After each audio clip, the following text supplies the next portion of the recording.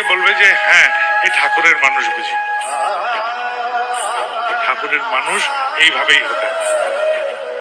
যদি মন্থন হয়, ননির যেরকম উত্থান হয়, সেরকম আমিও যদি নিরন্তর এই চর্চা করতে থাকি, সেই মন্থনে আমার মধ্যে থেকে ঠাকুর প্রকাশ পাবে। অজ্ঞানতার কথা, ঠাকুর ওই দেহে আছেন, ঠাকুর ওই মূর্তিতে আছেন, ঠাকুর ওই দেবালয়ে আছেন। আর জ্ঞানের কথা, ঠাকুর আমার মধ্যে আছেন, আমি সবসময় তাকে নিয়ে থাকি, তিনি আমার মধ্যে বিরাজমান, তাকেই প্রকাশ করতে হবে আমার। তিনি প্রকাশিত হবেন আমার চলায় বলায় কথায়, তখন ঠাকুরময় আমি যেই হলাম, এটাই হচ্ছে অমৃত, এটাই সহজ উপায়। ভুলে যান কেউ এসে রক্ষা করবে আমাদের, কেউ করবে না, কেউ করতে পারেন না। ভগবান আসবেন এসে আমাকে রক্ষা করবেন এরকম হয় না। তিনি পন্থা বলবেন, করতে হবে আমাকে।